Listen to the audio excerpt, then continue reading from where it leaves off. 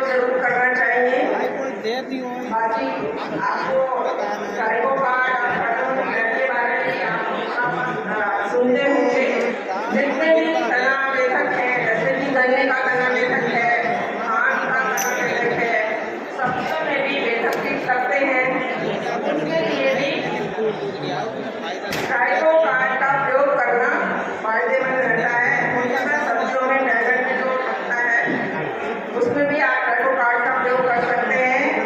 2 card 1 एकड़ खेती में इस्तेमाल किए जाते हैं और 1 कार्ड के 5 टुकड़े करके 20-20 मीटर की दूरी पर पौधे की पत्तियों पर बांधा जाता है और ऐसे बांधते हैं कि उन कार्ड का जो अंडे वाला हिस्सा है, जो कि परजीवी के अंडे हैं, वो बाहर की तरफ रहे।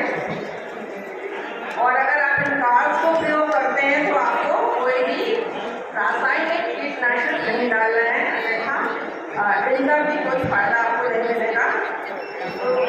क्योंकि अपने जैविक तरीके अपनाना बहुत ज़रूरी है।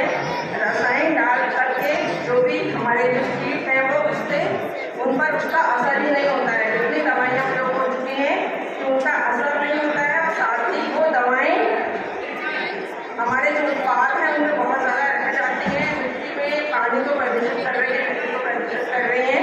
प्रदूषण से भी बचना बहुत आवश्यक है।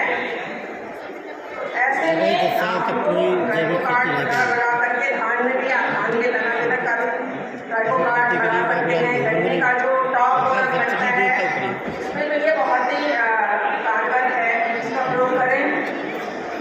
जिसको आप गन्ना शोध परिषद में बनाया जाता है, धागा ही इस्तेमाल करना होता है। अपनी आवश्यकता के अनुसार अपना रूटिंग करा करके ले सकते हैं और उसका प्रयोग करके लाभ उठा सकते हैं। साथ ही कुछ और भी बायो बहुत से आते हैं, केमिकल सभी उसमें भी आते हैं, कुछ कंपनियां बनाने लगी हैं।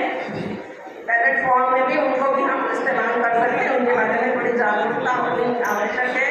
किसानों को प्रयोग करने का तरीका थोड़ा बताना होगा, तभी इसका प्रयोग को बढ़ावा दिया जा सकता है। तो दवाइयों का प्रयोग कम करना है।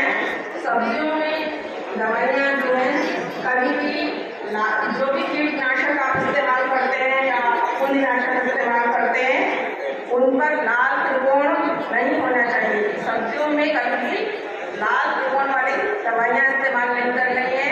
सिर्फ गन्ना और आलू में उसके बीज के उपचार के लिए इस्तेमाल किया जाता है।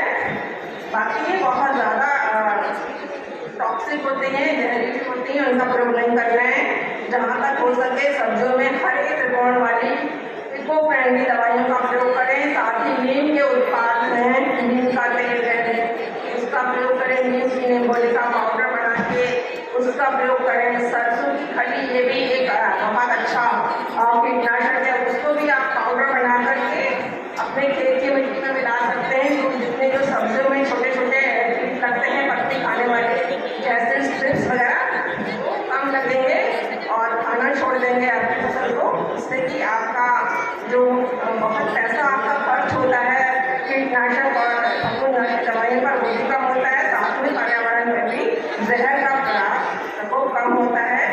और स्वस्थ रहने के लिए, स्वस्थ पर्यावरण के लिए जो हमारे पर्यावरण हितैषी कीटनाशी फफूंदनाशी है उनके प्रयोग को जरूर बढ़ावा देना चाहिए।